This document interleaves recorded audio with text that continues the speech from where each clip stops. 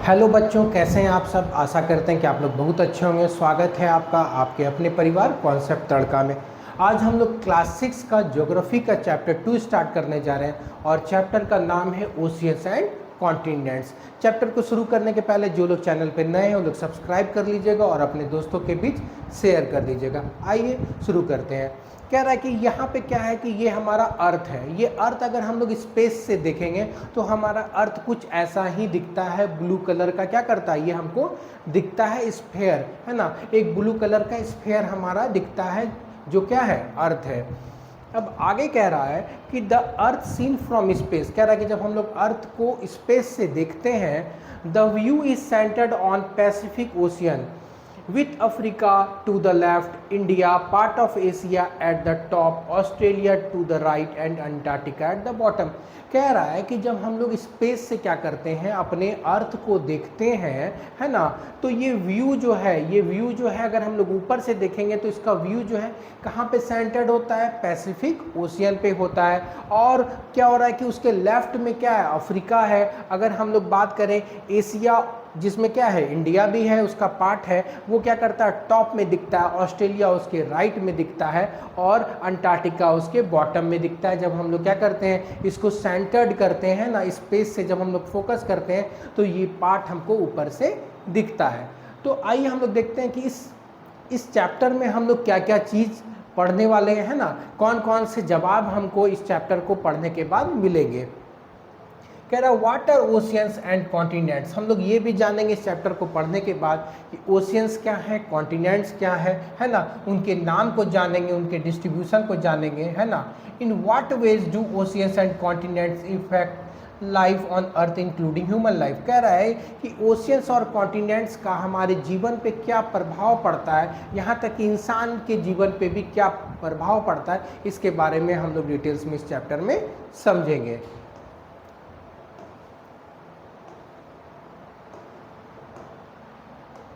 अब यहाँ पे कह रहा है let us return to our globe and rotate it gently. अब कह रहा है कि ग्लोब, हम लोग पिछले चैप्टर में भी पढ़ चुके हैं कि ग्लोब क्या है, स्मॉल रिप्रेजेंटेशन ऑफ अर्थ है ना। वो हूबहू अर्थ के ऐसा ही दिखता है। तो कह रहा है कि ग्लोब को लेना है और उसको धीरे धीरे क्या करना है, घुमाना है। कह रहा है और look at the picture of the earth seen from the moon. और या तो कह रहा है कि आप जो है अर्थ का जो जैसा अर्थ हमारा दिखता है मून से, वो भी आप देख सकते हैं ना, कि हमारा अर्थ जो है वो क्या होता है कि कैसा दिखता है मून से, वो भी हम देख सकते हैं। What is the most wide spread colour you see, blue obviously, but what does it represent. कह रहा है कि अगर हम लोग अपने ग्लोब को देखें या तो जो मून से हमारे अर्थ का जो पिक्चर लिया गया, अगर हम उसको दिखें तो हमारा जो अर्थ है उसमें ज़्यादातर कौन सा कलर विजिबल होता है, कौन सा कलर का हमारा अर्थ दिखता है। तो हम लोग सभी जानते हैं कि क्या होता है, अर्थ जो है वो क्या, दूर से जब हम लोग देखेंगे, स्पेस से देखेंगे, मून से देखेंगे तो वो ब्लू कलर का दिखता है। कह रहा है you must have guessed the answer, it is water. This means that most of the earth's surface is actually covered with water। कह रहा है कि ऐसा इसीलिए होता है, हमारा अर्थ ब्लू जो है वो इसलिए दिखता है क्योंकि ज़्यादातर जो पृथ्वी का हिस्सा है वो पानी से कवर्ड है ना, वो क्या है, पानी से कवर्ड है। 3/4 जो रीजन है अर्थ का वो क्या है, लगभग पानी ही है, लगभग क्या है, वाटर है। तो वही कह रहा है almost 3/4 of the surface, in fact that is why when we see from the outer space the earth appears mostly blue। कह रहा है यही कारण है कि 3 हिस्सा क्या है कि पानी है पृथ्वी पे, इसी वजह से जो है जब हम लोग क्या करते हैं, स्पेस से देखते हैं अपने अर्थ को तो वो ब्लू कलर का दिखता है। कह रहा है Indeed early astronauts lovingly called the earth the blue planet. कह रहा है कि इसीलिए जो है एस्ट्रोनॉट्स जो है प्यार से इसको क्या बुलाते हैं, ब्लू प्लैनेट। मतलब अगर हम लोग कहीं पर भी ब्लू प्लैनेट का बात कर रहे हैं डैट मीन्स वो हमारा अर्थ के बारे में बोला जा रहा है ना, क्योंकि हम लोग इसको रिप्रेजेंट करते हैं ब्लू कलर से, इसलिए हम लोग इसको क्या कहते हैं, ब्लू प्लैनेट भी बोलते हैं। कह रहा था largest water bodies we see on the globe are called oceans. अब आगे कह रहा है कि पृथ्वी पे जो सबसे बड़ा पानी का है ना, पानी का जो क्या है कि वाटर बॉडीज है, तो उसको हम लोग क्या कहते हैं, ओशियंस कहते हैं। मतलब पानी का जो सबसे बड़ा हिस्सा है उसको हम लोग क्या कहते हैं, ओशियंस कहते हैं। उसको हम लोग क्या कहते हैं, ओशियंस कहते हैं। तो पृथ्वी पे पाए जाने वाले सबसे बड़े पानी के हिस्सा को हम लोग क्या कहते हैं, ओशियंस कहते हैं, जिसको हम लोग क्या कहते हैं, महासागर बोलते हैं। But in the picture of the earth you can see at least one other colour brown. कह रहा है कि अगर आप पिक्चर में देखिएगा तो आपको एक और कलर दिखेगा, और वो कलर क्या है, ब्राउन है। वो कलर कौन सा है, ब्राउन है। अगर हम लोग पिक्चर में देखेंगे, अर्थ के पिक्चर में देखेंगे तो एक कलर हमको और दिखता है, और वो कौन सा कलर है, ब्राउन कलर है। कह रहा है this colour is of land. कह रहा है ये जो ब्राउन कलर है, ये ब्राउन कलर किस चीज़ का है, ये ब्राउन कलर जो है ये लैंड का है ना। कह रहा है ब्लू तो हम लोग रिप्रेजेंट करते हैं वाटर के लिए, क्योंकि 3/4 रीजन जो है अर्थ का क्या है, वाटर से कवर्ड है।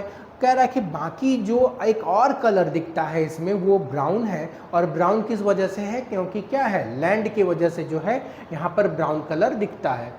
which covers a little more than 1/4 of the globe. A large body of land is called the landmass.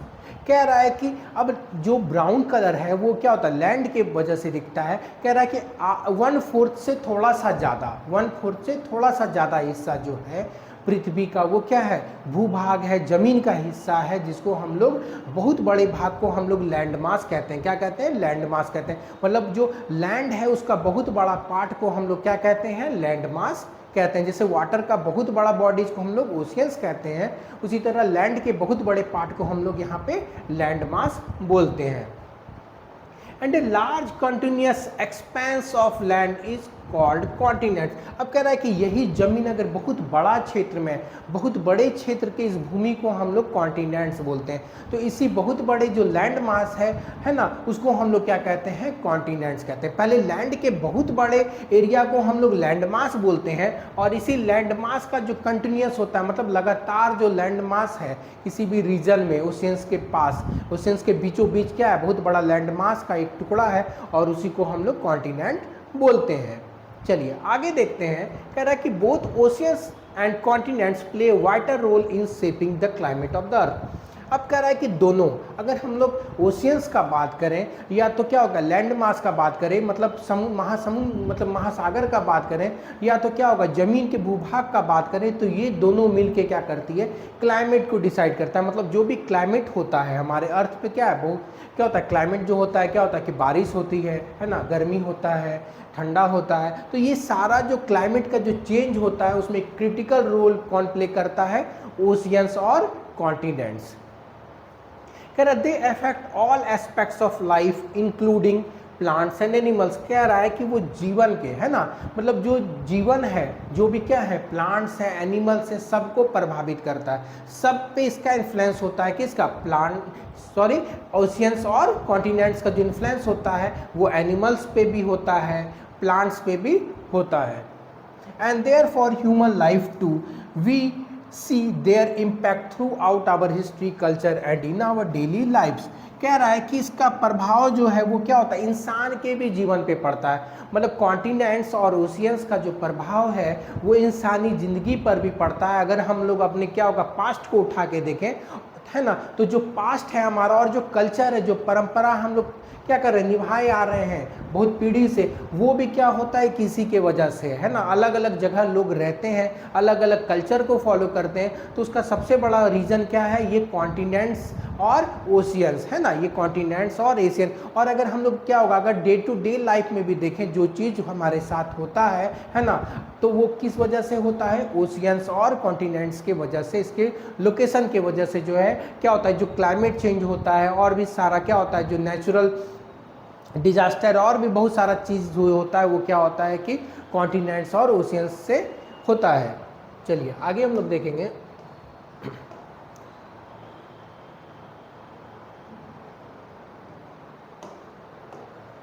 अब यहाँ पे एक इंपॉर्टेंट चीज क्या दिया हुआ है, कह रहा था emblem of the Indian navy contains the motto Sham no Varuna.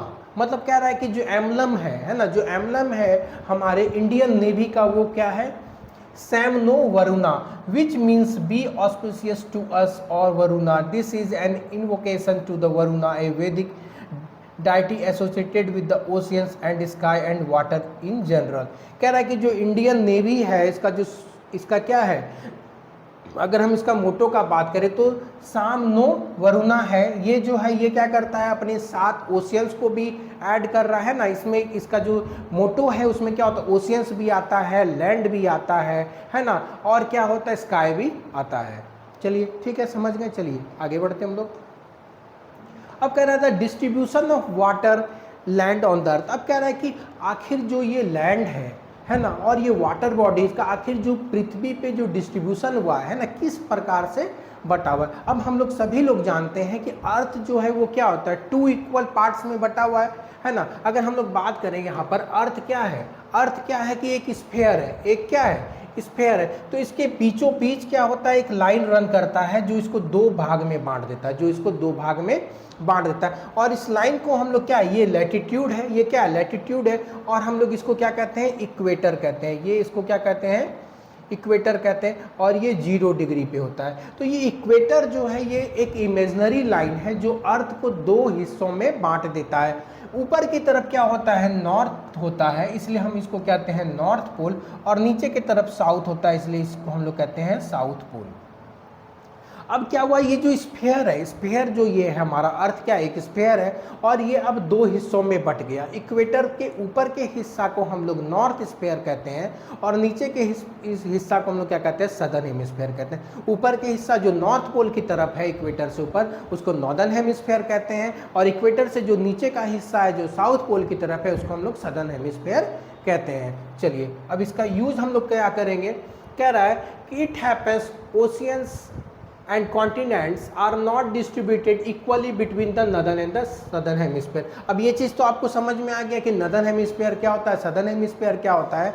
कह रहा है कि जो ओशियंस है और जो कॉन्टिनेंट्स है वो दोनों स्फीयर में, या तो हम नदन का बात करें या तो सदन में, ये इक्वली डिवाइड नहीं है, ये इक्वली डिवाइड नहीं है। ठीक है, मतलब क्या होगा, अगर हम लोग नदन हेमिस्फीयर का बात करें या सदर्न हेमिस्फीयर का बात करें तो लैंड्स मतलब लैंड मास जो है कॉन्टिनेंट्स के रूप में या तो ओशियंस जो है वो दोनों में बराबर नहीं है।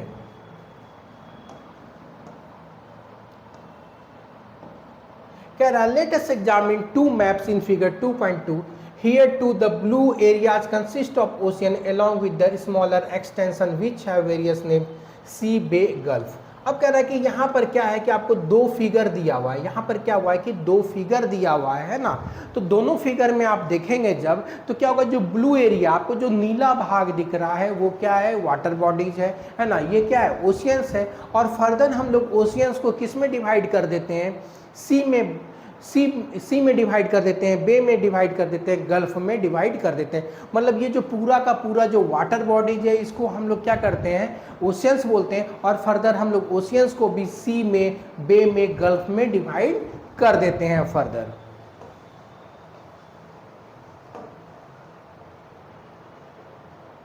अब आगे कह रहा है let us explore what are the circular line in each map called and what do you know what the lines radiating out of the 2 poles are called. कह रहा है which hemisphere holds more water do you think could be the accurate proportion of water to the land in the northern hemisphere। कह रहा है कि ये सारे चीज़ों का जो है हमको क्या करना है, आगे पढ़ के हम लोग इस चीज़ को जानेंगे कि कौन से हेमिस्फीयर में ज़्यादा वाटर है ना, किस में ज़्यादा लैंड है, कौन सा लाइन रन करता है ना, ये सारी चीज़ों के बारे में। क्या एक ओशियन से दूसरे ओशियन से कनेक्टेड है, तो इन सारी चीज़ों को पढ़ के हम लोग क्या करेंगे, जानेंगे। वही चीज़ यहाँ पर दिया हुआ है। अब यहाँ पे क्या है, कुछ ओशियंस लाइफ दिया हुआ है, कोरल है ना, जो क्या होता है कि सी में पाने जाने वाले क्या है कि बहुत सारे जो जीव जंतु हैं वो जमा हो जाते हैं एक जगह और क्या बनाते हैं, वो कोरल रीफ बनाते हैं। मतलब जो भी लिविंग ऑर्गेनिज्म है ना, जो लिविंग ऑर्गेनिज्म है वो क्या होता है कि जब जमा हो जाते हैं समुद्र में तो वो क्या करते हैं, बहुत बड़ा क्षेत्र बना लेते हैं, कवर कर लेते हैं, और उसी को हम लोग कोरल रीफ कहते हैं। यहाँ पर आप देख सकते हैं कि फिश है, शार्क है ना, ए स्टार फिश ऑन द सी। ये सारा चीज़ जो है फिगर्स के माध्यम से जो है इंटीरियर ऑफ द ओशियंस को दिखाया गया है। अब आगे कहता है the ocean together hold most of the water available on the planet. कह रहा है कि अगर हम लोग ओशियन का बात करें तो पृथ्वी पे जितना भी पानी उसमें ज़्यादातर जो भाग है वो क्या होता है, ओशियन है ना। वाटर का जो भी ज़्यादातर भाग है, हिस्सा है, वो क्या है, ओशियंस है। But this sea water is salty and unfit for consumption by most of the land animals including humans. कह रहा है कि ये, अब ये एक बात तो स्पष्ट हो गई कि ज़्यादातर मतलब 3/4 जो हिस्सा है पृथ्वी का वो तो पानी से कवर्ड है। कह रहा है कि लेकिन ये जो पानी होता है ना, ये जो क्या होता है, ओशियंस का जो पानी होता है वो क्या होता है, सॉल्टी होता है। वो क्या होता है, उसमें सॉल्ट मिला हुआ होता है। इसी वजह से जो है हम लोग क्या होता है कि इस वाटर का यूज नहीं करते। हम लोग इस वाटर का ना तो एनिमल्स करते हैं, ना तो ह्यूमंस करते हैं, ना तो प्लांट्स का ये वाटर क्या होता है, यूजफुल होता है। हम लोग इसका उपयोग नहीं कर पाते हैं, ना तो जीव जंतु कर पाते हैं, ना तो एनिमल्स कर पाते हैं। On the other hand, fresh water make a very small proportion of the planets water resources. कह रहा है लेकिन अगर हम लोग फ्रेश वाटर का बात करें, फ्रेश वाटर क्या है ना, फ्रेश वाटर वैसा पानी है जिसको हम लोग उपयोग करते हैं ना, क्या करते हैं, घर में जो पानी पीते हैं, नहाते हैं, बर्तन धोते हैं, कपड़ा धोते हैं ना, जो क्या करते हैं एग्रीकल्चर के लिए हम लोग क्या करते हैं, खेत में पानी देते हैं, वो सारा का सारा जो वाटर है वो क्या होता है, फ्रेश वाटर है। कह रहा है कि अगर हम उसके प्रोपोर्शन का बात करें तो वो बहुत ही कम है। मतलब अर्थ पे पाए जाने वाले फ्रेश वाटर जो है उनका जो अमाउंट है वो क्या है, काफी कम है। कह रहा it is found in glaciers, rivers, lakes, in the atmosphere and underground water.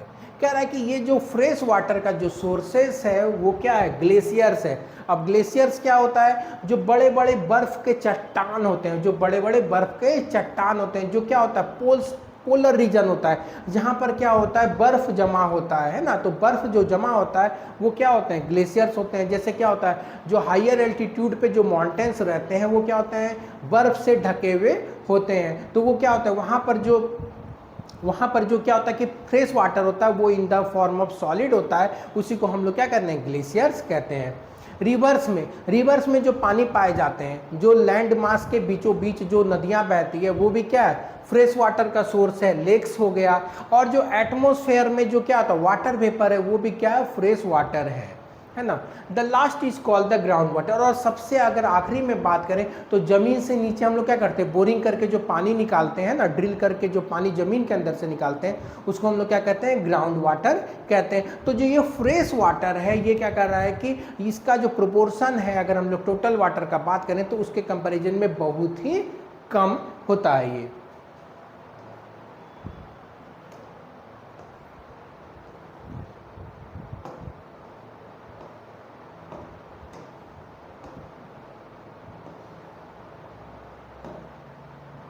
अब आगे जो है ओशियंस के बारे में दिया हुआ है। कह रहा है on the world map on the page number 32 we can observe 5 oceans. अब अगर हम लोग वर्ल्ड मैप में देखें, तो हम लोग पाएंगे कि 5 ओशियंस हैं, है ना। कितने ओशियंस हैं, 5 ओशियंस हैं। अब ये कौन कौन से हैं, पैसिफिक ओशियन है, एटलांटिक ओशियन है, इंडियन ओशियन है, आर्टिक ओशियन है और सदर्न या तो हम लोग एंटार्क्टिक ओशियन कहते हैं। तो टोटल जो है 5 ओशियंस हैं। और ये ओशियंस जो हैं ये क्या है, आपस में जुड़े हुए हैं। ये आपस में क्या है, सारे ओशियंस जुड़े हुए हैं। और क्या है कि हम लोग जो इनका नाम दिए हैं वो क्या है कि अलग अलग रीजन के अकॉर्डिंग जो है हम लोग इसका नाम दिए हैं, लेकिन ये जो सारे ओशियंस हैं वो आपस में इंटरकनेक्टेड हैं। हम लोग अगर बात करें सबसे जो लार्जेस्ट ओशियन है वो क्या है, पैसिफिक ओशियन है। उसके बाद जो है दूसरा नंबर पे जो सबसे बड़ा ओशियन है वो क्या है, अटलांटिक ओशियन है।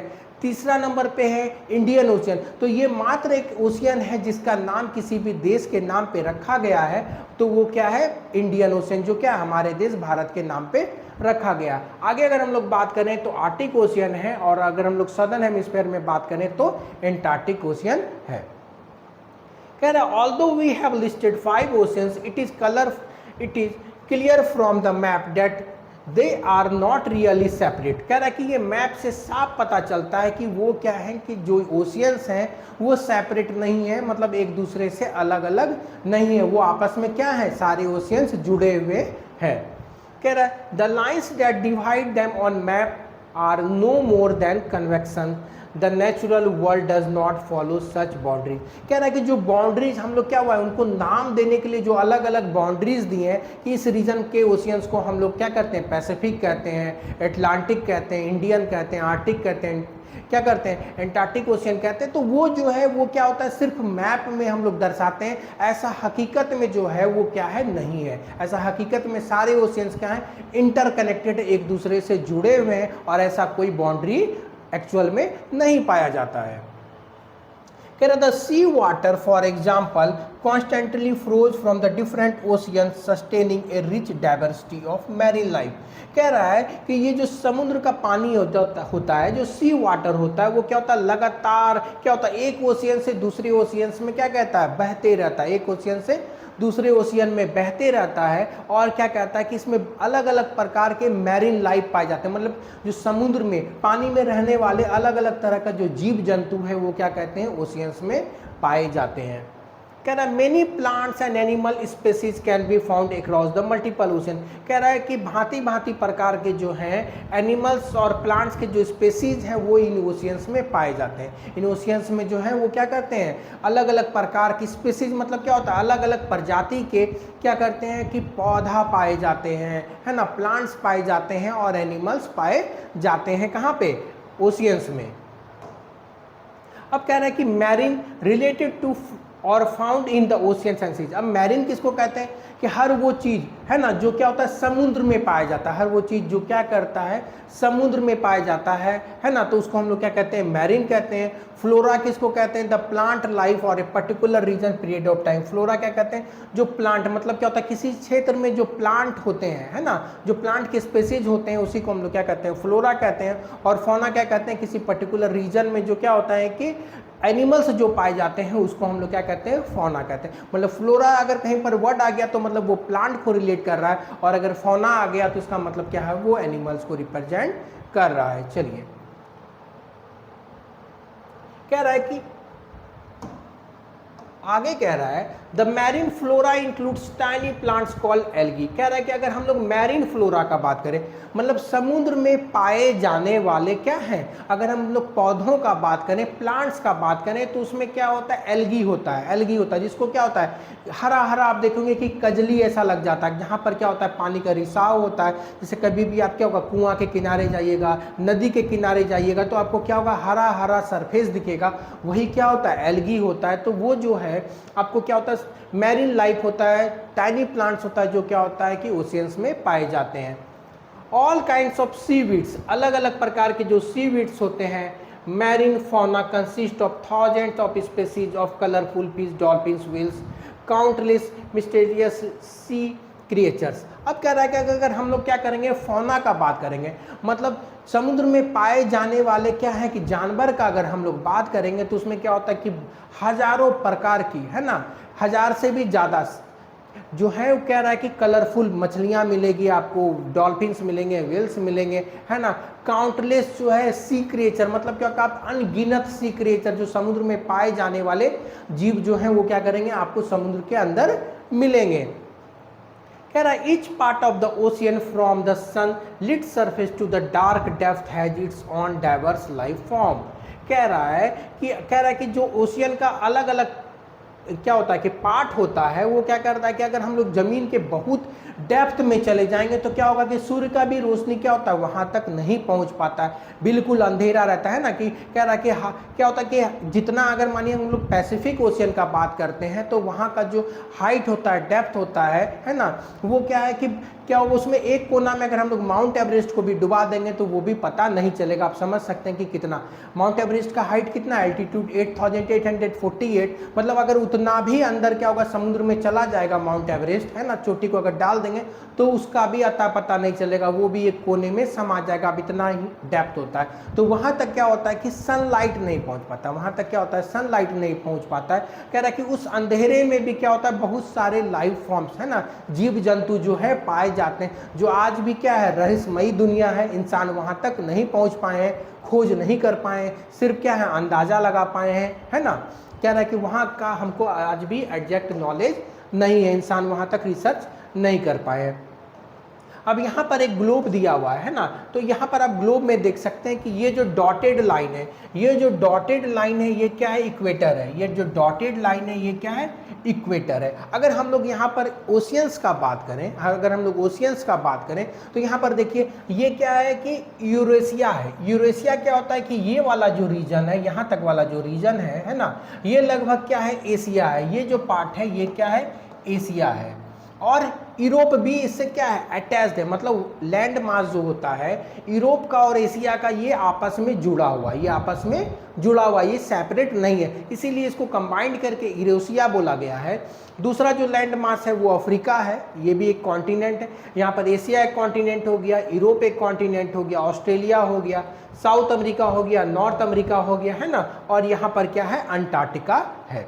अगर हम लोग ओशियंस का बात करें, अगर हम लोग क्या करेंगे, ओशियंस का अगर हम लोग बात करेंगे तो देखिए इंडिया के नीचे जो ओशियन है, इंडिया के जो नीचे जो ओशियन है, इधर क्या हो गया, इसके वेस्ट में अफ्रीका हो गया, इसके ईस्ट में क्या हो गया, ऑस्ट्रेलिया हो गया, और इसके क्या हो गया, साउथ में अंटार्कटिका हो गया, और इसके नॉर्थ में क्या है, एशिया है, और इसमें भारत भी है। तो कह रहा है भारत के प्राइम लोकेशन के कारण इंडियन ओशियन में इसका नाम जो है एक देश पे रखा गया है, इंडियन ओशियन, है ना, जो क्या हमारा प्यारा भारत है उसी के नाम पे क्या किया गया, यहाँ पर रखा गया। तो ये यहाँ तक का जो रीजन है इसी को हम लोग क्या कहते हैं, इंडियन ओशियन कहते हैं।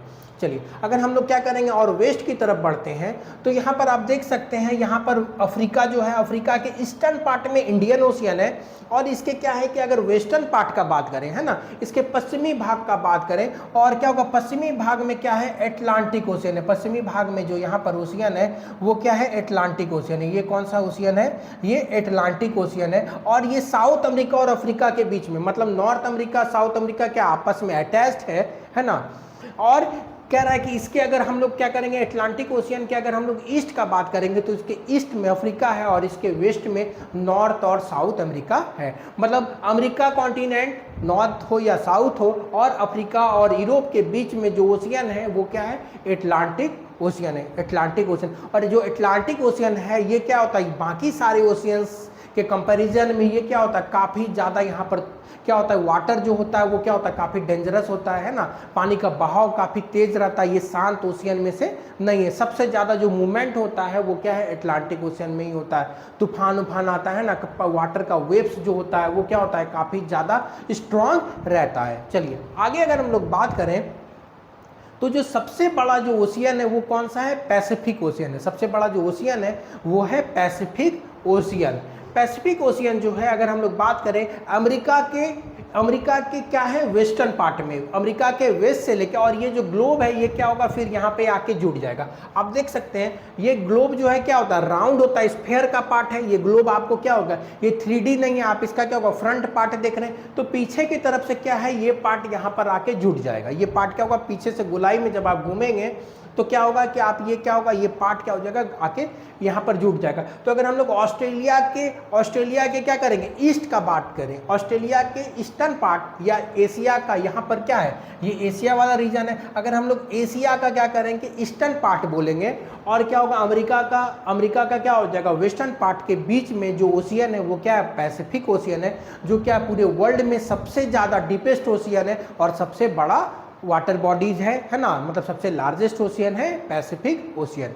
चलिए अगर हम लोग बात करें कि एंटार्क्टिक के ऊपर में, एंटार्क्टिक यहाँ पर है, ये क्या होता है, सालों भर यहाँ पर बर्फ जमा रहता है, सालों भर क्या होता है, बर्फ जमा रहता है। तो ये पोल्स पे है, सदर्न पोल्स पे, तो यहाँ पर जो ओशियन है वो क्या है, सदर्न ओशियन है ना, सदर्न ओशियन है। इसको हम लोग एटलांटिक अंटार्कटिका ओशियन भी बोलते हैं। चलिए अगर हम लोग ऊपर के नॉर्थ पोल के पास का अगर बात करें तो ऊपर में जो है ये क्या है, नॉर्थ पोल के पास का जो रीजन है ये क्या है, आर्टिक ओशियन है। तो आर्टिक ओशियन कहाँ पर होता है, आर्टिक ओशियन के अगर हम लोग साउथ का बात करें तो इसके साउथ में क्या हो गया, यूरेशिया का पार्ट है, मतलब यूरोप भी है, एशिया भी है ना, इधर से आपका क्या हो गया, अमेरिका भी है। मतलब जो ग्लोब के पास का जो ओशियन है उसको हम लोग नॉर्थ की तरफ का आर्टिक ओशियन कहते हैं, और साउथ की तरफ का एंटार्क्टिक ओशियन या तो सदर्न ओशियन कहते हैं। तो आई होप आपको बहुत अच्छे से समझ में आ गया होगा ग्लोब पे भी कौन सा ओशियन कहाँ पे लोकेटेड है। आइए आगे बढ़ते हैं।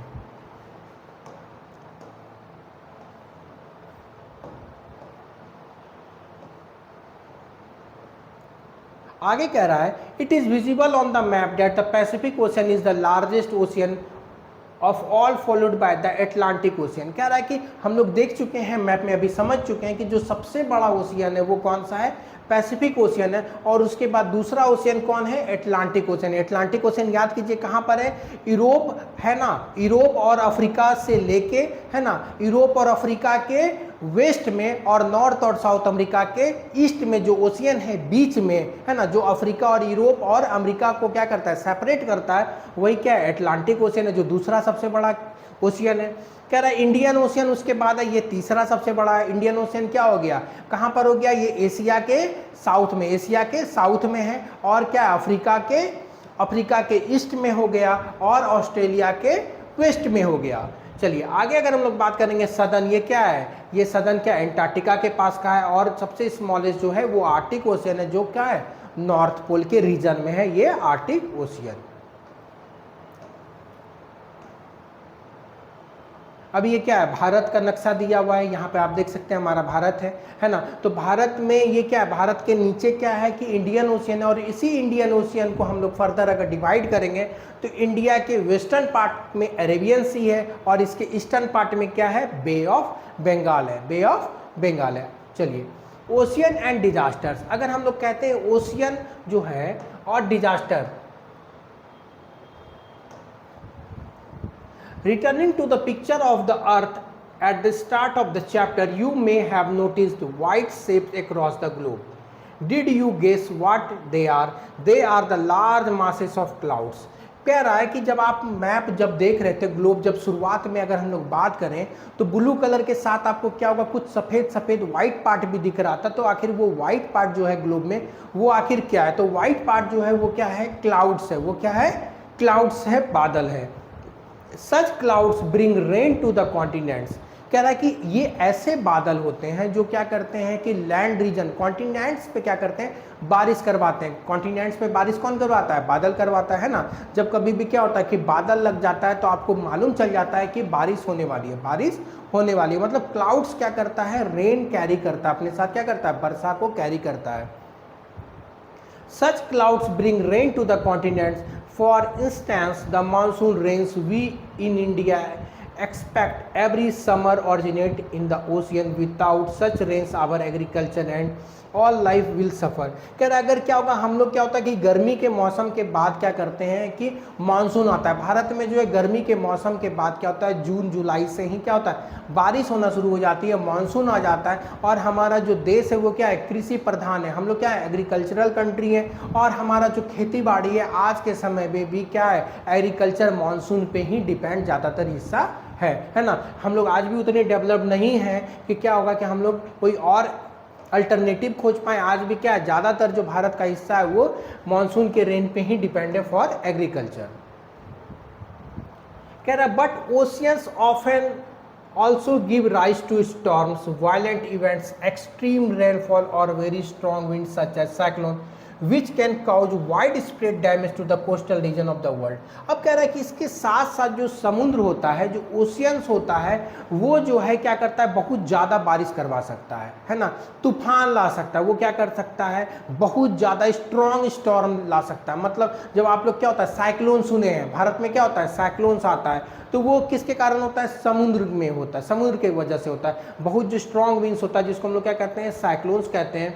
Which can cause wide spread damage, जो क्या करता है, बहुत ज़्यादा क्षति पहुंचाता है ना, बहुत ज़्यादा क्या करता है, क्षति पहुंचाता है कोस्टल रीजन को, है ना। मतलब वर्ल्ड के कोस्टल रीजन को, अलग अलग कोस्टल रीजन को क्या करता है, ये जो ओशियंस होता है इसमें जो स्ट्रॉन्ग विंड आता है जिसको हम लोग साइक्लोन्स कहते हैं, अलग अलग देश में जो है इसको अलग अलग नाम से बुलाया जाता है। कहीं पे हरिकेन बोला जाता है ना, कहीं पे साइक्लोन बोला जाता है। तो भारत में क्या होता है, साइक्लोन्स आते हैं, जो भारत में क्या होता है, किस तट पे आते हैं ज़्यादातर। अगर हम लोग इंडिया का बात करें तो इसके ईस्टर्न कोस्ट पे क्या होता है, बे ऑफ बंगाल वाला जो रीजन होता है वहाँ पर क्या होता है, साइक्लोन्स क्या होता है, बहुत ज़्यादा आते हैं, और ये स्ट्रॉन्ग विंड्स होता है, जिसमें स्ट्रॉन्ग विंड्स के साथ क्या होता है, बारिश भी होती है। ये जो विंड होता है ये क्या होता है, 150 से 200 किलोमीटर पर आवर का जो ये स्ट्रॉन्ग विंड होता है ये बहुत ज़्यादा क्षति पहुंचा देता है।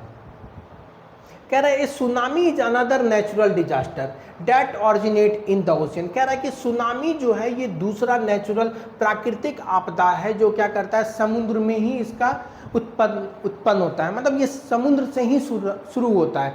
सुनामी जो होता है ये दूसरा नेचुरल डिजास्टर है और इसका जो ओरिजिन पॉइंट है वो क्या है, ओशियन है। It is a huge powerful wave generated caused by the strong earthquake or the volcanic eruption at the bottom of the ocean। कह रहा है कि ये सुनामी जो है ये कह रहा है कि ओशियन के बेड में अगर ओशियन का तल जो होता है, जो ज़मीनी हिस्सा होता है ओशियंस के नीचे, अगर वहाँ क्या होगा, अगर अर्थक्वेक आ गया या तो वॉल्केनिक इरप्शन हो गया, उसके वजह से क्या होता है सुनामी आता है, उसके वजह से क्या होता है सुनामी आता है। और tsunami can travel thousands of kilometre and submerge coastal areas causing wide spread damage. अब कह रहा है कि ये जब क्या होगा समुद्र के अंदर क्या होगा, जब अर्थक्वेक आ गया तो या तो वॉल्केनिक इरप्शन हो गया, तो ये वाटर का जो वेव्स होता है ना, ये क्या होता है कि क्या होता है सैकड़ों किलोमीटर तक कोस्टल रीजन को डुबा देता है, सैकड़ों किलोमीटर कोस्टल रीजन को डुबा देता है ना। और कह रहा है कि ये बहुत ज़्यादा नुकसान पहुँचाता है, ये जो है ये बहुत ज़्यादा नुकसान पहुँचाता है। कौन, सुनामी। और ये आता कैसे है, जब क्या होगा सी बेड्स में जब क्या होगा वॉल्केनिक इरप्शन हो जाए या तो अर्थक्वेक आ जाए, तो उसके कारण क्या होता है कि सुनामी आता है। और सुनामी क्या होता है, मेनली कोस्टल रीजन को डुबा देता है और बहुत ज़्यादा नुकसान पहुंचाता है। अब यहाँ पर एक फैक्ट दिया हुआ है ना, ये दिया है on 26 December 2004 India and other 13 continent countries around the Indian Ocean were struck by powerful tsunami caused by earthquake in Indonesia। कह रहा है कि 26 दिसंबर 2004 में भारत के साथ साथ 13 और देश में क्या हुआ कि बहुत ही पावरफुल सुनामी आया था, जो क्या हुआ काफ़ी ज़्यादा नुकसान पहुंचाया था। और ये जो सुनामी आया था ये इंडोनेशिया में जो अर्थक्वेक आया था उसके वजह से यहाँ पे सुनामी आ गया था। More than 2 lakh people lost their lives. कह रहा है कि 2 लाख से ज़्यादा लोग जो हैं वो क्या हुआ कि इसमें अपना जान गंवा दिए। कह रहा है कि also the sub section islands further below and the coast of Tamil Nadu and Kerala were severely affected and suffers much damage loss of life. अब कह रहा है कि भारत का जो तटीय क्षेत्र है, तमिलनाडु हो गया, केरला हो गया और बहुत सारे जो आइलैंड्स हैं है ना, अंडमान निकोबार, लक्षद्वीप, वहाँ पर क्या हुआ कि इसका इफेक्ट जो है वो बहुत ज़्यादा था, बहुत ज़्यादा यहाँ पर डैमेज हुआ। आप समझ सकते हैं 2 लाख से ज़्यादा लोग इस सुनामी में क्या हुआ अपना ज़िंदगी को खो दिए। कह रहा है such tsunami are rare but very destructive. कह रहा है ऐसा सुनामी जो है वो क्या होता है हमेशा नहीं आता है, रेयरली ऐसा सुनामी आता है, लेकिन जब कभी भी आता है तो क्या होता है काफ़ी ज़्यादा डिस्ट्रक्टिव होता है, बहुत ज़्यादा क्षति करता है। कह रहा है many countries collaborate in early warning system. कह रहा है कि अब क्या हुआ कि हमारा टेक्नोलॉजी इतना डेवलप हो गया है कि बहुत सारे देश के पास क्या होता है अर्ली वार्निंग, मतलब सुनामी आने के पहले ही क्या होता है वार्न हो जाता है, अलर्ट हो जाते हैं है ना। क्या होता है वहाँ पर जो कोस्टल रीजन में जो लोग रहते हैं उसको सेफ जगह पे पहुँचाया जाता है ताकि क्या होगा कि उनके ज़िंदगी को बचाया जा सके। कह रहा है India contribute this help major to protect lives and property. कह रहा है भारत भी क्या करता है इस टेक्नोलॉजी का यूज करता है और अपने लोगों को क्या होता है कि सुरक्षित स्थान पे पहुंचाता है, जिससे क्या होगा उनको बचाया जा सके, कम से कम क्षति हो सके। कह रहा है events that led to the loss of life and property are handled under the disaster management. India has its own disaster management national disaster management authority. अब कह रहा है जब कभी भी क्या होता है कोई प्राकृतिक आपदा आता है तो उसको जो हैंडल करते हैं वो कौन करता है, डिजास्टर मैनेजमेंट करता है। कौन करता है, डिजास्टर मैनेजमेंट जो है वो क्या करता है इसको हैंडल करता है जब कभी भी क्या होता है कोई प्राकृतिक आपदा आ गया है ना। और कह रहा है कि भारत में जो क्या होता है डिजास्टर मैनेजमेंट है वो क्या नेशनल डिजास्टर मैनेजमेंट अथॉरिटी। आप देखे होंगे जब कभी भी क्या होगा आप इवन क्या होगा गंगा जी में भी गए होंगे स्नान करने, या क्या होता है लोग जब क्या होता है कोई भी क्या होता है कि धार्मिक जब जैसे गंगा दशहरा हो गया है ना, सावन का महीना में लोग क्या करते हैं स्नान करने जाते हैं, छठ में स्नान करने जाते हैं। तो उस समय आपको जब आप गंगा के घाट पे जाइएगा या किसी भी नदी के घाट पे जाइएगा तो आपको क्या होगा ऑरेंज जैकेट पहने एनडीआरएफ का टीम मिलेगा। तो वो क्या होता है कि वो डिजास्टर मैनेजमेंट की ही टीम होते हैं जो भारत के हैं, जो क्या होता है कि किसी भी लोग को जो क्या होगा डिजास्टर के कारण अगर कुछ नुकसान हो गया तो उससे बचाने का काम करते हैं। चलिए, यहाँ तक हम लोग ओशियन के बारे में पढ़ चुके थे, अब हम लोग कॉन्टिनेंट्स के बारे में यहाँ पर देखने जा रहे हैं।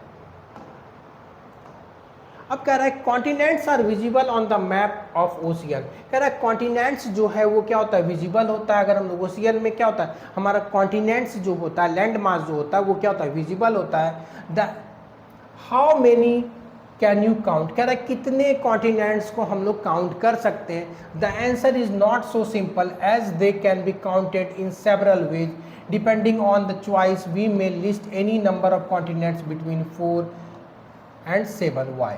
कह रहा है कि ये अगर हम लोग कॉन्टिनेंट्स के नंबर्स का बात करें तो ये एक्चुअली डिपेंड करता है कि हम लोग काउंट कैसे करते हैं। मतलब 4 से लेके 7 कॉन्टिनेंट्स को काउंट किया जा सकता है ना, तो ये अलग अलग तरीके से अगर हम लोग काउंट करेंगे तो क्या होगा, 4 से लेके 7 कॉन्टिनेंट्स को काउंट किया जा सकता है। जैसे अगर हम लोग बात करें नॉर्थ अमेरिका और साउथ अमेरिका को जनरली जो है वो क्या होता है, 2 कॉन्टिनेंट्स माना जाता है। जो नॉर्थ की तरफ का जो अमेरिका है ना, जो कॉन्टिनेंट है उसको नॉर्थ अमेरिका बोला जाता है, और साउथ की तरफ का जो अमेरिका का रीजन है उसको हम लोग क्या कहते हैं, साउथ अमेरिका कहते हैं। अब यहाँ से अमेरिका का ये मतलब कतई मतलब नहीं है कि हम लोग क्या होता है यूएसए का बात करें, हम लोग कॉन्टिनेंट्स का बात करें। हम लोग किसका बात कर रहे हैं, कॉन्टिनेंट्स का बात कर रहे हैं। तो यहाँ पर क्या होगा, नॉर्थ अमेरिका एक अलग कॉन्टिनेंट है और साउथ अमेरिका एक अलग कॉन्टिनेंट है। लेकिन बहुत सारे लोग क्या हैं कि इसको एक कॉन्टिनेंट माने, क्योंकि ये एक लैंड मास का हिस्सा है, ये भूभाग का एक हिस्सा है ना, ये भूभाग का एक हिस्सा है, इसलिए बहुत सारे लोग क्या है इसको एक मानते हैं। उसी तरह अगर हम लोग यूरोप और एशिया का बात करें तो ये भी जो है क्या होता है, 2 कॉन्टिनेंट्स है। यूरोप जो है एक अलग कॉन्टिनेंट है और एशिया क्या है, वर्ल्ड का सबसे लार्जेस्ट कॉन्टिनेंट है। लेकिन क्या हो रहा है कि अगर मैप में हम लोग देखेंगे तो ये दोनों यूरोप और एशिया क्या हुआ है कि इनके लैंड मास जो है ये आपस में कनेक्टेड है, आपस में क्या है, लैंड मास कनेक्टेड है। इसलिए बहुत सारे लोग जो है इनको एक मानते हैं, है ना, बहुत सारे लोग इनको एक मान के यूरेशिया बोलते हैं, मतलब यूरोप और एशिया को मिला के यूरेशिया बोलते हैं। लेकिन जो ये डिवीजन किया गया है ना, वो क्या किया गया, historical and the cultural region, मतलब उनका हिस्ट्री, यूरोप का हिस्ट्री कुछ अलग है, उनका कल्चर रहन सहन जो है वो क्या अलग है, एशिया का रहन सहन कल्चर क्या है, अलग है। इसी कारण से जो है यहाँ पर क्या किया गया, 2 कॉन्टिनेंट्स को अलग कर दिया गया, 2 कॉन्टिनेंट्स को जो है अलग कर दिया गया, क्योंकि यूरोप जो है, यूरोप का कल्चर, उनका हिस्ट्री जो है वो एशिया के हिस्ट्री और कल्चर से बिल्कुल ही अलग है। अब कह रहा है, अब यही चीज़ कह रहा है कि यहाँ पर बहुत सारे ऐसे भी क्या है जियोलॉजिस्ट हैं जो क्या किया गया है, यहाँ पर यूरोप और एशिया को एक मानते हैं और इसको यूरेशिया बुलाते हैं। आगे अगर हम लोग बात करें, अफ्रीका और यूरेशिया जो है ये क्या है, रिगार्डेड एज द 2 कॉन्टिनेंट। कह रहा है अफ्रीका और यूरेशिया को क्या किया गया, 2 अलग कॉन्टिनेंट्स माना गया है। लेकिन कह रहा है कि बट समटाइम्स एज 1, लेकिन कह रहा है कि कभी कभी इनको एक भी मान लिया जाता है। मतलब कुछ लोग जो है इनको एक कॉन्टिनेंट्स, एक मतलब कुछ जियोलॉजिस्ट जो है इनको एक कॉन्टिनेंट्स भी कंसिडर कर लेते हैं। अब अगर हम लोग बात करें तो देखिए जो प्रैक्टिकली है ना, मानने पे नहीं जाना है हमको, प्रैक्टिकली जो है वो क्या है, 7 कॉन्टिनेंट्स है। कितना है, 7 कॉन्टिनेंट्स। तो सबसे जो अगर हम लोग 7 कॉन्टिनेंट्स का बात करें है ना, तो अफ्रीका है, अंटार्कटिका है, एशिया है, ऑस्ट्रेलिया है, यूरोप है, नॉर्थ अमेरिका है और साउथ अमेरिका है। मतलब वो क्या हो गया, एशिया हो गया है ना, एशिया अफ्रीका हो गया, नॉर्थ अमेरिका साउथ अमेरिका हो गया है ना, फिर क्या हो गया आपका अंटार्कटिका हो गया और ऑस्ट्रेलिया हो गया। ये तो सारे मिलके क्या हो गए, 7 कॉन्टिनेंट्स हो गए। कह रहा है in practice the last list of 7 continents is the one most widely adopted and used. कह रहा है क्या, अब ये जो 7 कॉन्टिनेंट्स नीचे में दिया गया है यही क्या होता है, सब जगह मान्य है। यही 7 कॉन्टिनेंट्स क्या है, सब जगह मान्य है। अब आगे कह रहा है you may have seen the 5 Olympic rings. कह रहा है जब कभी भी ओलंपिक्स होता है तो आप ऐसा क्या होगा, ये फिगर देखे होंगे, तो ये क्या है, सिंबल है ओलंपिक का, ये क्या है, सिंबल है ओलंपिक का। अब यहाँ पे जो ओलंपिक में आप देखे होंगे कि यहाँ पर क्या हुआ कि 5 रिंग को लिया गया, 5 रिंग को लिया गया है। तो ये जो रिंग है वो क्या दिखाता है कि स्पोर्ट्समैन है, जो क्या है, जो खिलाड़ी हैं वो क्या अलग अलग कॉन्टिनेंट से आए हैं। अफ्रीका है, अमेरिका है, एशिया है, ऑस्ट्रेलिया है और यूरोप है। अब देखिए क्या हुआ कि अमेरिका को एक कर दिया गया, मतलब यहाँ पर जो है अमेरिका के बदला एक ही रिंग लिया गया, मतलब नॉर्थ और साउथ अमेरिका को मिला के क्या किया गया, एक अमेरिका लिया गया। और हम लोग सभी जानते हैं कि अंटार्कटिका जो कॉन्टिनेंट है वहाँ पर क्या होता है, वहाँ पर जीवन नहीं है, वहाँ पर क्या है, लोग नहीं रहते हैं, वो इनहेबिटेड है, मतलब वहाँ पर जीवन, वहाँ पर क्या होता है, लोग बस के नहीं रहते हैं, तो वो कॉन्टिनेंट से कोई भी खिलाड़ी रिप्रेजेंट नहीं करता ओलंपिक में, इसी वजह से 5 रिंग लिया गया। अब 5 रिंग किसका किसका लिया गया है, एशिया का, यूरोप का, अमेरिका का, ऑस्ट्रेलिया का और अफ्रीका का। तो ये 5 कॉन्टिनेंट्स को रिप्रेजेंट किया गया है यहाँ ओलंपिक में, यही चीज यहाँ पर दिया हुआ है। कह रहा now let us look at the diagram on the page 36 which is based on the list of 7 continents. It does not show their actual shape but their relative size. ये इसका एक्चुअल शेप को नहीं दिखा रहा है, लेकिन क्या हो रहा है, रिवेलेंट क्या है, उसके शेप को दिखा रहा है ना। तो अगर हम लोग देखेंगे तो सबसे, अगर हम लोग बात करते हैं सबसे, अगर हम लोग वेस्टर्न पार्ट से शुरू करते हैं तो सबसे ऊपर में क्या है, नॉर्थ अमेरिका है, नीचे में साउथ अमेरिका है। अब आप देख सकते हैं कि यहाँ नॉर्थ और साउथ अमेरिका क्या हुआ है, एक ब्लॉक से जुटा हुआ, एक ब्लॉक से जुटा हुआ है, मतलब ये क्या है, ये पार्ट नॉर्थ और साउथ का जुटा हुआ है। अब हम यहाँ पर देखेंगे कि उसके बाद अगर हम लोग क्या होंगे, ईस्ट की तरफ बढ़ेंगे तो अफ्रीका आ गया, यहाँ पर क्या आ गया, अफ्रीका आ गया, अफ्रीका कॉन्टिनेंट। इसके जस्ट ऊपर क्या है, यूरोप है। यूरोप के क्या है कि अगर ईस्ट का बात करें तो एशिया है, और एशिया के सबसे जो बॉटम में अगर हम लोग बात करें साउथ में तो क्या, ऑस्ट्रेलिया है, और सबसे क्या होगा, अगर हम लोग बात करें सदर्न हेमिस्फीयर का सबसे निचला हिस्सा क्या है, अंटार्कटिका है। तो इस तरह से हम लोग ब्लॉक्स के रूप में भी कॉन्टिनेंट्स को रिप्रेजेंट किया जा सकता है। अब आगे बोल रहा है आइलैंड्स। तो आइलैंड्स क्या होते हैं, कह रहा है if you have carefully observe the 2 maps earlier in this chapter you may have notice that, कह रहा है कि अगर आप अच्छे से अगर इस मैप को ऑब्जर्व किए होंगे तो आप नोटिस किए होंगे, क्या नोटिस किए होंगे, the continent do not include all land mass, some smaller pieces of land are left out surrounded by water, all sides they are called islands. अब कह रहा है कि आप जब अच्छे से ग्लोब को देखे होंगे तो सारा का सारा जो लैंड है, टेरेस्ट्रियल जो रीजन है, वो सारा का सारा क्या है, लैंड मास कनेक्टेड नहीं है। कुछ ऐसे भी लैंड मास हैं जो क्या है, चारों तरफ से पानी से घिरे हुए हैं, कुछ ऐसे भी लैंड मास हैं जो क्या है, चारों तरफ से पानी से घिरे हुए हैं, है ना। All sides they are called islands. हम लोग ऐसे लैंड मास को क्या कहते हैं, आइलैंड्स कहते हैं, जो क्या है, चारों तरफ से पानी से घिरे हुए हैं, पानी से घिरे हुए हैं। जैसे भारत का अगर हम लोग आइलैंड्स का बात करें तो अगर हम लोग इसके वेस्टर्न पार्ट में बात करें तो लक्षद्वीप आइलैंड है ना, जो लक्षद्वीप आइलैंड है। अगर हम लोग इसके क्या होगा, इसके अगर ईस्टर्न पार्ट में बात करें तो ईस्टर्न पार्ट में बे ऑफ बंगाल में जो है अंडमान और निकोबार आइलैंड्स है, जो भारत के क्या है, भाग है, और ये क्या है, एक आइलैंड्स है। तो आइलैंड्स जैसे ऑस्ट्रेलिया क्या हो गया, आइलैंड्स हो गया, तो ये सारे के सारे क्या हैं, आइलैंड्स हैं। Continents are also surrounded by water but because they are so large they are not considered as islands. क्या है, कॉन्टिनेंट्स भी क्या है, आइलैंड्स ही हैं। क्या क्या, अगर हम लोग किसी भी कॉन्टिनेंट्स का बात करें तो वो क्या है कि उसके भी चारों तरफ वाटर ही है, लेकिन ये पार्ट इतना ज़्यादा बड़ा है कि हम लोग इसको आइलैंड्स कंसिडर नहीं करते हैं। हम लोग इसको क्या करते हैं, आइलैंड्स कंसिडर नहीं करते हैं, क्योंकि इसमें क्या होता है, लाखों लोग रहते हैं। कह रहा है there are lakhs of islands on the planets of very different size. कह रहा है कि लाखों आइलैंड्स पाए जाते हैं, है ना, और उनका जो आकार होता है, उनका जो साइज होता है वो क्या होता है, डिफर करता है। उनका साइज जो है वो क्या करता है, डिफर करता है।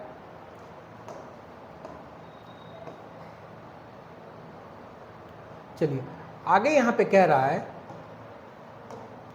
कि Greenland is the largest island in the world. कह रहा है कि ग्रीनलैंड, अगर हम लोग ग्रीनलैंड का बात करें तो पूरे ग्लोब पे, है ना, अगर हम लोग पूरे ग्लोब पे देखेंगे तो ग्रीनलैंड जो है वो सबसे बड़ा आइलैंड है। तो आइलैंड के बारे में क्या है, आइलैंड जो वैसा लैंड मास जो क्या होगा, चारों तरफ से पानी से घिरा हुआ होता है, तो उसमें क्या है, ग्रीनलैंड है। You would have to add areas of the 10 largest state of India to reach it size. मतलब अगर भारत के 10 बड़े राज्य को अगर हम जोड़ देंगे तब जाके क्या होगा, वो लैंड मास क्या होगा, ग्रीनलैंड के बराबर होगा, ग्रीनलैंड के बराबर होगा। अगर भारत के अगर हम 10 बड़े राज्य को जोड़ेंगे तो उसका एरिया जो है वो ग्रीनलैंड के बराबर होगा। यही चीज़ कह रहा है। कह रहा है India has more than 1300 small islands. कह रहा है भारत के पास जो है 1300 से ज़्यादा आइलैंड्स हैं। Those include 2 major groups. अब कह रहा है कि इसको मुख्य 2 भाग में बांटा गया ये 1300 आइलैंड्स को। अंडमान निकोबार आइलैंड्स जो क्या है, बे ऑफ बंगाल में है, और लक्षद्वीप जो है वो क्या है, अरेबियन सी में है, जो इसके वेस्टर्न पार्ट में है। कह रहा है since 1981 the Indian Antarctica program has been exploring Antarctica, एक continent which is a very cold continent and harsh environment. कह रहा है कि 1981 से ही 1981 से ही जो है भारत क्या कर रहा है, अंटार्कटिका में प्रोग्राम चला रहा है, जो अंटार्कटिका को एक्सप्लोर कर रहा है, वहाँ पर खोजबीन कर रहा है ना। और कह रहा है कि ये कोल्ड क्लाइमेट है जहाँ पर जो मौसम है वो क्या होता है, बहुत ज़्यादा खराब होता है। खराब का मतलब क्या होता है कि वहाँ पर क्या होता है, बहुत ज़्यादा बर्फबारी, बहुत ज़्यादा ठंडा रहता है, मतलब सालों भर वो बर्फ़ से ढका हुआ होता है, सालों भर क्या होता है, बर्फ़ से ढका हुआ होता है। See the white expanse at the bottom which is mostly ice in 1983। कह रहा 1983 में जो है कह रहा establish first scientific base station call the दक्षिण गंगोत्री। कह रहा पहला रिसर्च स्टेशन जो है भारत अंटार्कटिका में स्थापित किया था, और इसको हम लोग क्या कहते हैं, दक्षिण गंगोत्री कहते हैं। आखिर दक्षिण गंगोत्री क्यों कहते हैं, क्योंकि ये दक्षिण हिस्सा में साउथ का पार्ट है, इसलिए हम लोग इसको दक्षिण गंगोत्री कहते हैं। 2 more bases were established later। कह रहा कि 2 और स्टेशन को इस्टेब्लिश किया गया, और 40 कह रहा है about 40 teams of Indian scientist have conducted research in the far away region specially on the evolution of the climate environment. कह रहा है 40 से ज़्यादा जो भारतीय टीम है, जो साइंटिस्ट का टीम है, वो वहाँ पर क्या करते हैं, रिसर्च करते रहते हैं। The settlement where the scientist live has a library one a post office. कह रहा है कि जहाँ पे ये साइंटिस्ट अंटार्कटिका में रहते हैं वहाँ पर क्या है, लाइब्रेरी भी है, और यहाँ तक कि पोस्ट ऑफिस भी है, ठीक है ना, पोस्ट ऑफिस भी है। तो जो रिसर्च स्टेशन गंगोत्री जो है, पहला रिसर्च स्टेशन 1983 में खोला गया था, और उसका नाम क्या था, दक्षिण गंगोत्री। उसके बाद जो है भारतीय और भी क्या हुआ कि 2 और अलग क्या हुआ, रिसर्च स्टेशन वहाँ पे भारत के द्वारा स्थापित किए गए हैं। अब आगे का जो टॉपिक है वो है ओशियन एंड लाइफ। कह रहा है कि समुद्र और उसमें जो पॉसिबल लाइफ है, मतलब उसमें जो जीव हैं उसके बारे में हम लोग पढ़ेंगे। कह रहे ocean and continents are the vital parts of the environment, also affect most aspects of life even if you do not notice it. कह रहा है कि ओशियन और कॉन्टिनेंट्स जो है ये क्या है, अगर हम लोग बात करें तो ये इन्वायरमेंट के 2 ऐसे हिस्से हैं जो कह रहे हैं कि हमारे जीवन को बहुत ज़्यादा प्रभावित करते हैं। अगर हम लोग गौर नहीं भी करें फिर भी क्या होता है कि जो हमारा जीवन है, क्योंकि हम लोग क्या है अर्थ पे ही रहते हैं, तो हमारा जो लाइफ है वो क्या बहुत हद तक अफेक्टेड होता है ओशियन और क्या होता है उस लैंड मास जो कॉन्टिनेंट्स है उसके कारण। कह रहा है we have mention that ocean send rain to the continents. कह रहा है हम लोग पहले ही डिस्कस कर चुके हैं कि क्या होता है कि जो ओशियंस होते हैं, ओशियंस के वजह से ही क्या होता है कि बारिश होती है कॉन्टिनेंट्स पे, है ना। हमारे यहाँ जो भारत में जो मानसून आता है वो क्या होता है 1 जुलाई से एंटर करता है केरला से। वो कहाँ से आता है, अरेबियन सी से वो एंटर करता है। तो अरेबियन सी क्या है, ओशियन ही है ना, इंडियन ओशियन का ही पार्ट है। तो मानसून जो आ रहा है भारत में, जो वर्षा हो रही है, और उसी वर्षा के कारण क्या है यहाँ पर खेती बाड़ी होता है, कृषि करते हैं यहाँ के किसान। तो वो किस वजह से हो रहा है, बारिश के कारण हो रहा है, मानसून के बारिश के कारण हो रहा है। और मानसून का बारिश कहाँ से आ रहा है, ये ओशियन से आ रहा है ना। कह रहा है this part of the earth's water cycle which you will further study in science. कह रहा है कि यही क्या होता है, वाटर साइकिल बनाता है, जिसको हम लोग साइंस में आगे की क्लास के चैप्टर्स में पढ़ेंगे। कह रहा है without oceans instance there would no rainfall. कह रहा है अगर ये समुद्र ही नहीं होता, ये ओशियंस ही नहीं होता, तो बारिश ही नहीं होती, वर्षा ही नहीं होता। The earth would be a desert. कह रहा है कि जो हमारा पृथ्वी है, जो लैंड वाला रीजन है, अगर ये क्या होता, ओशियन नहीं होता, तो ये क्या होता, रेगिस्तान हो गया रहता। ये क्या होता, रेगिस्तान हो गया रहता, बंजर पड़ा रहता, यहाँ पर कुछ भी हरियाली नहीं होता। Moreover, more than half of the world's oxygen is produced by the ocean flora, which is why called the planet's lung। कह रहा है कि आधा से ज़्यादा जो ऑक्सीजन जो प्रोड्यूस होता है वो क्या होता है, ओशियन में होता है। ओशियन में जो पाए जाने वाले जो होता है फाइटोप्लैंक्टन्स होते हैं ना, जो क्या होता है कि वहाँ पर जो पौधे पाए जाते हैं, हम लोग पढ़े हैं कि ग्रीन एल्गी पाया जाता है। तो ऐसे क्या होता है, बहुत बड़ा रीजन में क्या है, ओशियंस है, तो वो बहुत ज़्यादा क्या करता है, ऑक्सीजन प्रोड्यूस करता है। इसलिए हम इसको क्या कहते हैं, प्लैनेट्स लंग्स, मतलब जो हमारा ग्रह है पृथ्वी, उसका फेफड़ा कहते हैं, क्योंकि लंग्स को क्या चाहिए, ऑक्सीजन चाहिए, इसलिए हम लोग इसको प्लैनेट्स लंग्स भी कहते हैं। ओशियन को क्या कहते हैं हम लोग, प्लैनेट्स लंग्स भी कहते हैं। The ocean therefore play a crucial role in regulating the climate and sustaining life on the earth. कह रहा है कि आप समझ चुके होंगे जो ओशियन है ना, जो ओशियन है वो क्या होता है, हमको वर्षा देती है जिसके कारण हम लोग खेती बाड़ी करते हैं, जीवित रहते हैं। और दूसरा क्या है कि ये क्या होता है कि ऑक्सीजन प्रोवाइड करती है, ये ऑक्सीजन प्रोवाइड करती है जिसके कारण क्या होता है अर्थ पे लाइफ पॉसिबल है। अगर हम लोग ऑक्सीजन का बात करें तो क्या है 21% है ना, 21% जो है वो क्या है ऑक्सीजन है। अगर आप समझ लीजिए आधा मतलब 10.5% जो ऑक्सीजन है वो क्या होता है सिर्फ और सिर्फ हमको क्या होता है ओशियन से ही मिल जाता है। 10.5 से 11% जो ऑक्सीजन है वो हमको ओशियन से मिलता है। अगर ओशियन नहीं रहता तो इतना ऑक्सीजन भी नहीं रहता। आप समझ सकते हैं कितना ज़्यादा प्रॉब्लम होता। कह रहा है ocean have deeply impact humanity in many other ways. कह रहा है कि ओशियन जो है वो क्या होता है बहुत ज़्यादा गहरा प्रभाव डालती है इंसान के जीवन पे, इंसान के जीवन पे। From early times, people have used ocean and seas to migrate one region to trade in all kinds of goods, to conduct military campaign and source of food through the fishing.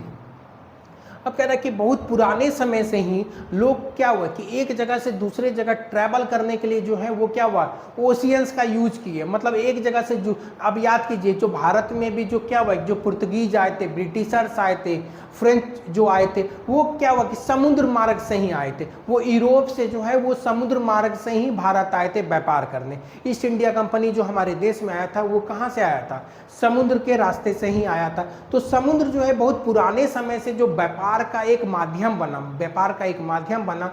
लोग क्या हुआ कि एक जगह से दूसरे जगह जाने के लिए समुद्र के रास्ता का इस्तेमाल करने लगे, है ना। Oceans have also nourished the culture of coastal people all over the world। कह रहा है कि ओशियंस जो है वो क्या हुआ कि एक कल्चर डेवलप किया।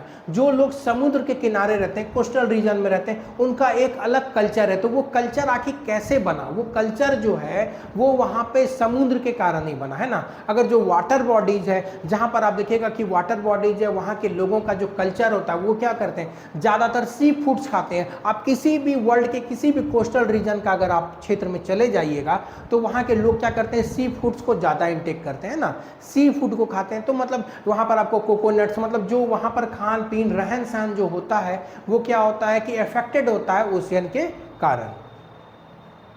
Almost all of them have tales and legends about the sea gods and the goddess, sea monster and treasure from the sea. अब कह रहा है कि उनका विश्वास होता है कि क्या होता है कि सी गॉड्स होता है मतलब भगवान क्या होता है समुद्र में क्या होता है देवी देवता होते हैं, उनको वो मानते हैं पूजते हैं। तो ocean danger the blessing, the oceans danger मतलब क्या होता है ओशियन क्या करता है कोई भी खतरा आता है तो उनको क्या करते हैं अपना ब्लेसिंग देते हैं, उनको आशीर्वाद देते हैं। जिनसे क्या करते हैं वो लोग जैसे क्या होता है जो लोग क्या होता है कि नदी के किनारे रहते हैं वो वहाँ पर पाए जाने वाली नदी का पूजा करते हैं ना, वो मानते हैं कि उनका ब्लेसिंग से ही उनके पास क्या हो रहा है सब कुछ फल फूल रहा है। जैसे क्या होता है कि सबसे पवित्र अगर हम लोग हिंदू धर्म के अकॉर्डिंग बात करें तो सबसे पवित्र नदी क्या होता है गंगा मानी जाती है। तो जो लोग क्या होता है गंगा के तट पे रहते हैं वो क्या करते हैं गंगा में स्नान करते हैं, उनका पूजा करते हैं। दूर दराज से लोग क्या करते हैं अभी हाल फिलहाल में संगम हुआ था, है ना, तो लोग क्या हुआ था संगम में गए थे, कुंभ में वहाँ पर स्नान किए। तो वो क्या हुआ कि हम लोग क्या होता है धार्मिक दृष्टिकोण से जो है वाटर बॉडीज को भी पूजते हैं, उनका आशीर्वाद लेते हैं, उनका ब्लेसिंग लेते हैं।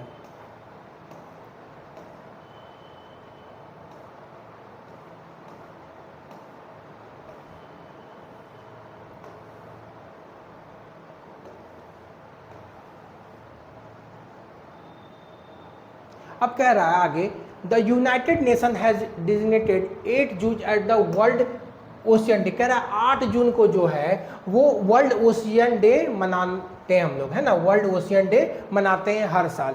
It serves the lungs to our planet. क्यों मनाते हैं? क्योंकि ये हमारे पृथ्वी का फेफड़ा, ये हमारे पृथ्वी का क्या है लंग्स है, हमको ऑक्सीजन प्रोवाइड करता है। A major source of food medicine and critical part of biosphere. कह रहा है ये हमको क्या होता है बहुत सारा भोजन प्रोवाइड करता है ना, बहुत सारा हम लोग क्या करते हैं सी फूड्स का इस्तेमाल करते हैं, फिश खाते हैं और भी बहुत सारा दवाई वहाँ से मिलता है ना। और ये बायोस्फीयर का क्या है बहुत ही अभिन्न अंग है, मतलब क्या हुआ उसका बहुत ही प्रमुख हिस्सा है बायोस्फीयर का।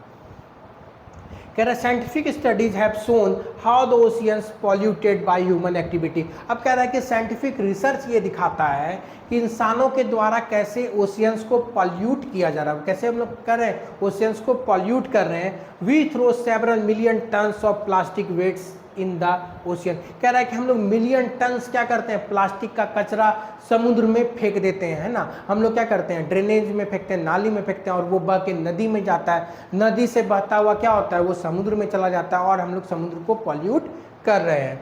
कह रहा है as a result the marine environment is under threat. Over fishing, excessive fishing is another cause for the decline of the marine life. अब कह रहा है कि इंसान तो लोभी प्रवृत्ति का होता ही है। कह रहा है कि वो बहुत ज़्यादा, है ना, बहुत ज़्यादा क्या कर रहा है, फिशिंग कर रहा है, मछली मार रहा है, जिसके कारण क्या होता है, मैरीन लाइफ भी इफेक्टेड होते जा रहा है।